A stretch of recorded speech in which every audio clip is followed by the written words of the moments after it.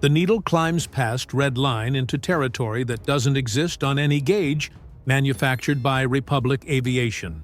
7,000 feet per minute vertical climb rate in a P-47 Thunderbolt that weighs as much as a small truck and flies with all the grace of a flying anvil, according to every pilot who's ever wrestled one through European skies. But this particular Thunderbolt isn't following the laws of physics that govern normal aircraft. It's burning fuel that exists nowhere in any Army Air Force's technical manual, a mixture that Staff Sergeant Tony Ricci cooked up in a maintenance tent using chemistry he learned fixing cars in Brooklyn, and desperation he acquired watching American pilots die because German fighters could outclimb them to altitude where oxygen gets thin and battles get decided by who reaches firing position first. Lieutenant Jake Morrison grips the control stick with white knuckles and watches his altimeter spin like a slot machine paying jackpot, while Messerschmitt 109s that should be gaining on him fall away below, like stones dropped into a deep well. The engine note has changed from the familiar rumble of a Pratt & Whitney R2800 to something that sounds more like controlled explosion, more like barely contained fury than mechanical precision. His fuel gauges show consumption rates that should empty his tanks in 30 minutes instead of the normal 2 hours, but his climb rate compensates for fuel penalty with performance that transforms his heavy fighter into something that behaves more like a rocket than an airplane. Behind him, at 20,000 feet and climbing fast, 6 more P-47s follow the same impossible trajectory, burning the same experimental fuel mixture, demonstrating climb performance that makes German pilots question their instruments, their training, their understanding of what American fighters are capable of when American mechanics stop following regulations and start following inspiration born from necessity and refined through trial and error conducted when no one in authority is watching closely. Enough to say no. This is March 1944. The air war over Europe has been teaching brutal lessons about the relationship between altitude and survival, about the critical importance of climb rate in determining who lives and who becomes another casualty statistic in operations reports that families receive with the kind of official regret that governments express when military strategy requires individual sacrifice for collective objectives. German fighters maintain significant altitude advantages through superior climb performance, reaching combat altitude faster than American aircraft, establishing firing position before American pilots can respond effectively, turning air combat into mathematical equation where superior climb rate equals tactical dominance equals higher survival probability for pilots flying aircraft that can reach advantageous position first. The P-47 Thunderbolt represents American engineering philosophy applied to fighter aircraft design. Heavy, robust, capable of absorbing tremendous damage and returning home with battle damage that would destroy lighter fighters. But weight creates climb rate disadvantage that kills pilots faster than enemy bullets, transforms superior firepower and armor protection into irrelevant advantages when German fighters establish altitude superiority before American aircraft can reach effective combat position. Pilots joke bitterly that the P-47 climbs like a homesick anvil, accelerates like a freight train, and turns like a battleship. But the jokes stop being funny when friends don't return from missions that require climb performance the Thunderbolt cannot provide. Tony Ricci understands internal combustion engines the way some people understand music, with intuitive knowledge that transcends formal training and reaches into territory where art meets science and practical necessity drives innovation faster than institutional approval processes can accommodate. Before the war, he ran a garage in Bensonhurst, where he modified engines for customers who needed more performance than Detroit designers intended, who wanted their cars to accelerate faster, climb hills easier, operate under conditions that exceeded manufacturer specifications. His informal education in automotive chemistry taught him that fuel is not just fuel, that different mixtures produce different performance characteristics, that the relationship between octane rating and power output follows principles that apply to aircraft engines as well as automobile engines. But military regulations exist for sound reasons. Aviation fuel specifications ensure consistent performance, predictable engine life, standardized maintenance procedures that allow mechanics worldwide to service aircraft using identical procedures and identical materials. Experimental modifications that improve performance might also reduce reliability, might create safety hazards that endanger pilots and aircraft, might produce short-term gains at the cost of long-term engine damage that leaves aircraft grounded when they're needed most desperately. The Army Air Forces learned these lessons through experience that cost aircraft and lives when informal modifications proved inadequate under combat stress. Tony's experimental fuel mixing begins not from desire to violate regulations, but from recognition that regulations sometimes prevent solutions to problems that regulations were not designed to address. Standard aviation fuel produces adequate performance under normal operating conditions, but combat operations frequently exceed normal operating conditions, requiring power output that standard fuel cannot provide, climb rates that standard engines cannot achieve, performance margins that standard specifications do not accommodate. When pilots die because their aircraft cannot climb fast enough to escape German fighters, when missions fail because American fighters cannot reach altitude quickly enough to provide effective escort protection, when tactical disadvantage becomes strategic liability because technological specifications cannot adapt to operational reality. That's when mechanics start questioning whether following regulations serves larger objectives that regulations exist to support. The first experiments happen in secrecy, using aircraft scheduled for routine maintenance, conducting tests during periods when flight operations are minimal and administrative oversight is reduced. Tony begins with minor modifications to fuel mixture, adding small quantities of high-octane additives that racing mechanics use to increase automotive engine performance, testing the effects on power output and engine reliability through careful monitoring of operating parameters that indicate whether modifications improve or compromise aircraft performance. The results are promising but incremental, providing measurable improvement in climb rate without dramatic transformation of aircraft capabilities. But Tony recognizes that incremental improvement may not be sufficient when pilots need dramatic performance advantages to survive tactical situations that develop faster than gradual climb rate can accommodate. He begins experimenting with more aggressive fuel modifications using chemical additives that exist outside normal aviation fuel specifications, mixing compounds that racing mechanics employ for maximum power output, even when maximum power comes at the cost of engine longevity and fuel consumption efficiency. The chemistry is dangerous. The testing is unauthorized. The potential consequences include engine failure that could kill pilots who trust their aircraft to perform as expected rather than as modified. The breakthrough comes through accident as much as design. Tony discovers that certain combinations of high-octane additives produce synergistic effects that exceed the sum of their individual contributions, creating fuel mixtures that provide exponentially greater power output than linear chemistry would predict.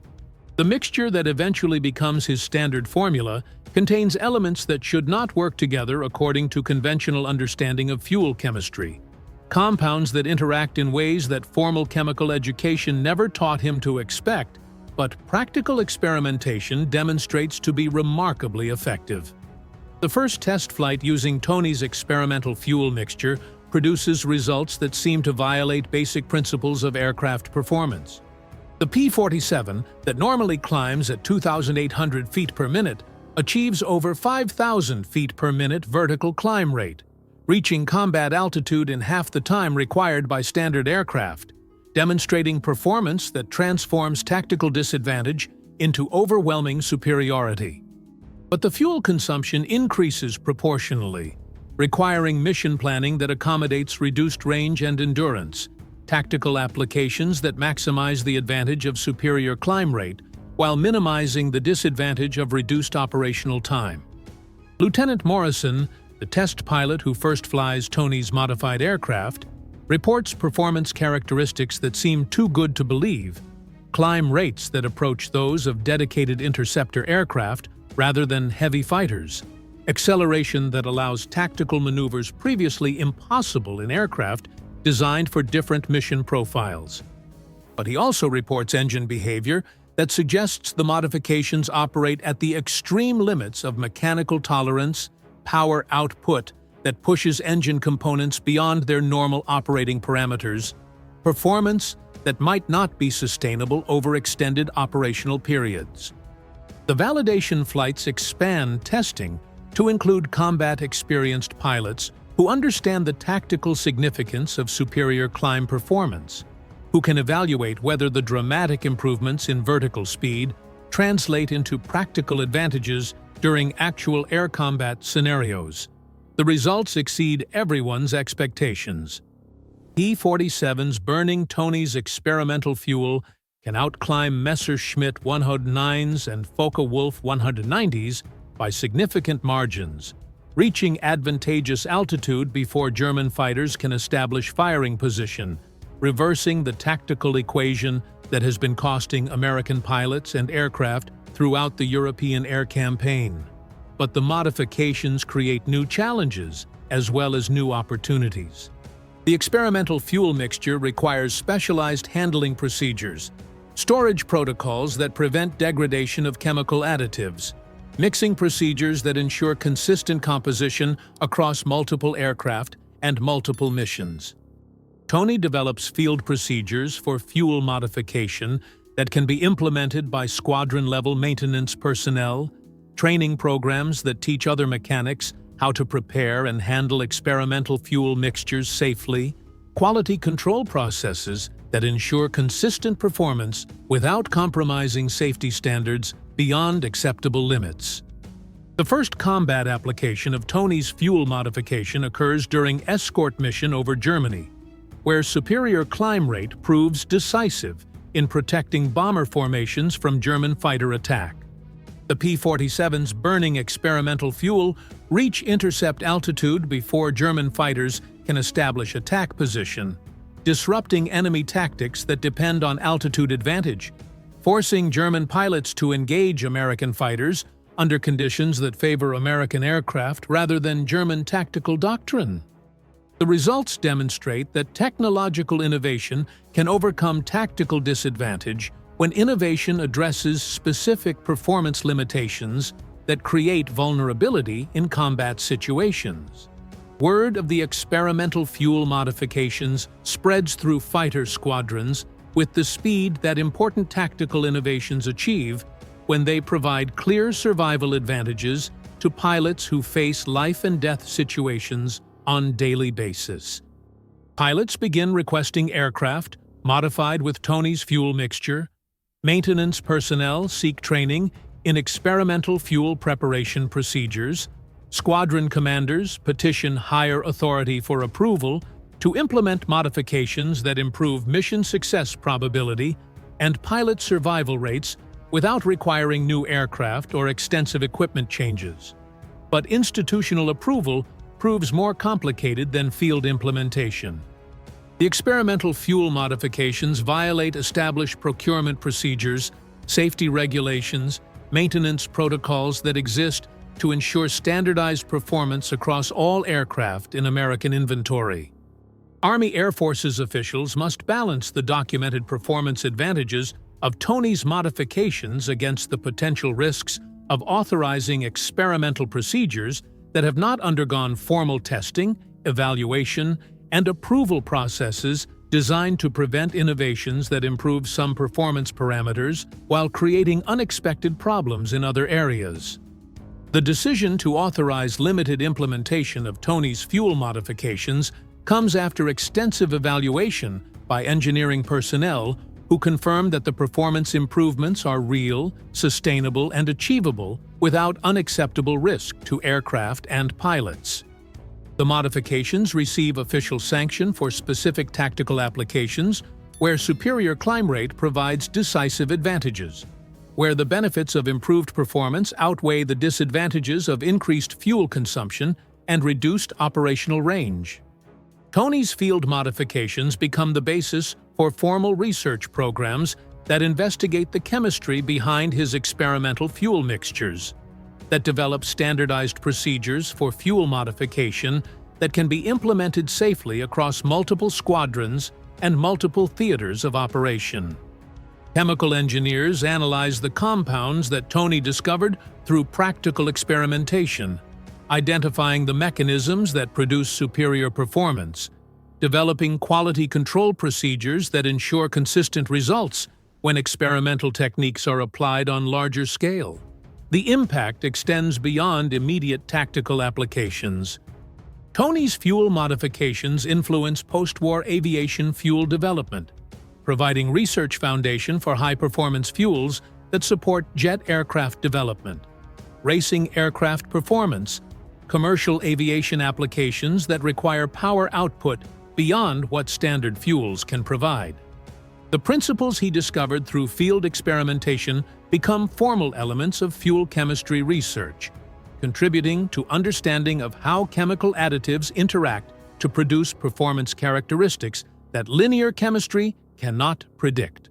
But more importantly, Tony's success demonstrates that innovation often emerges from field necessity rather than laboratory research, that practical solutions to immediate problems can provide foundation for technological advances that formal research programs might not discover through conventional investigation methods.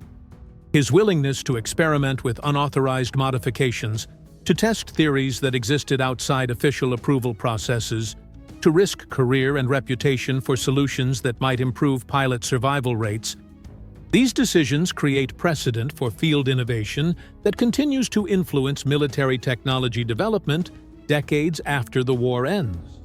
The squadron that first employs Tony's fuel modifications achieves kill ratios that exceed average performance by significant margins, loses fewer aircraft to German fighters, completes escort missions with greater success rates than squadrons using standard aircraft and standard fuel.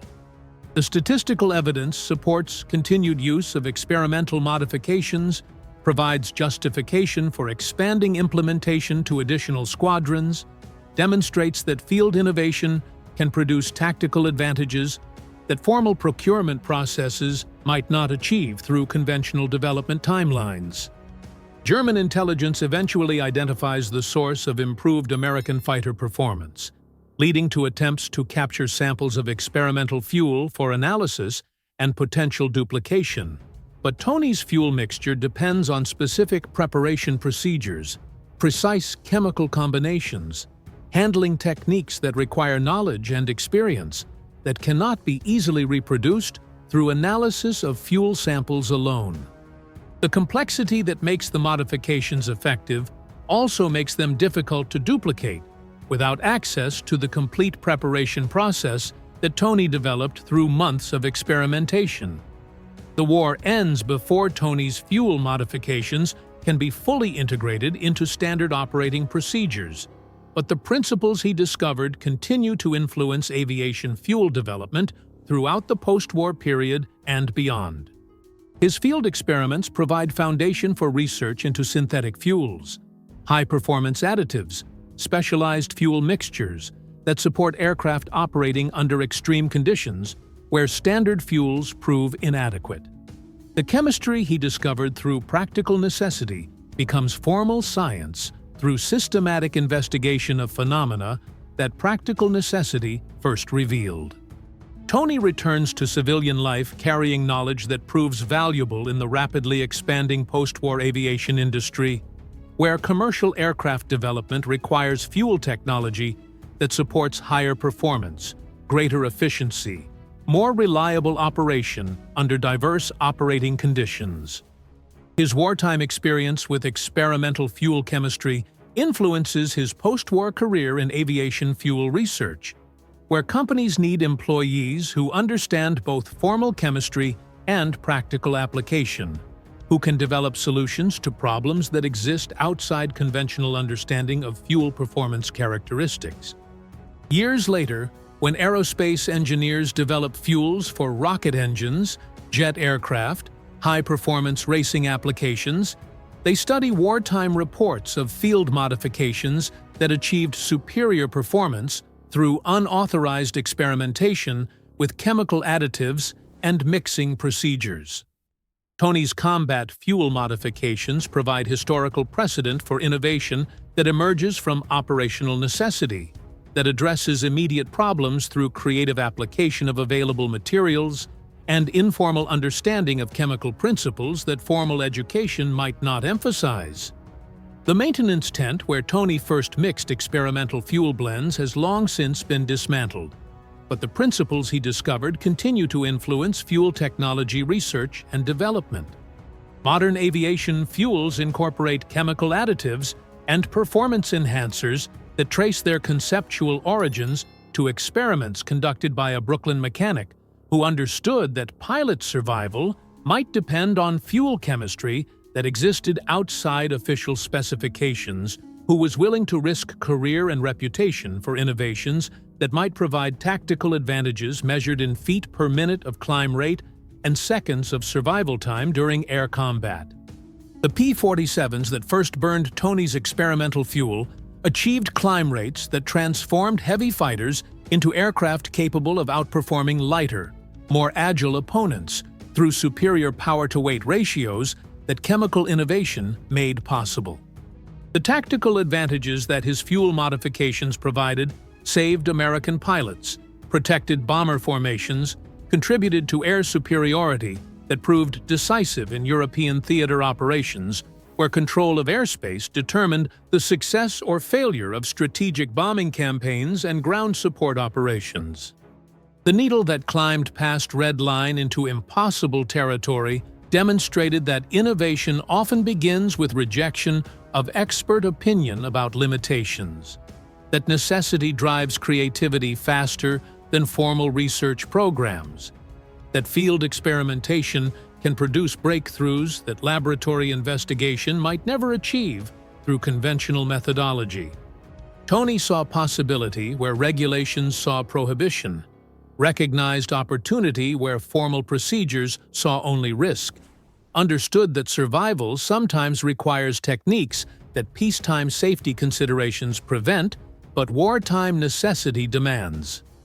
If stories like this remind you that breakthrough innovations often emerge from field necessity rather than laboratory research, that creative problem-solving can overcome technological limitations when survival depends on performance that exceeds standard specifications, then perhaps there are other moments when practical necessity drove innovation that changed how we understand what human ingenuity can accomplish when conventional solutions prove inadequate to immediate challenges that require immediate solutions regardless of formal approval processes.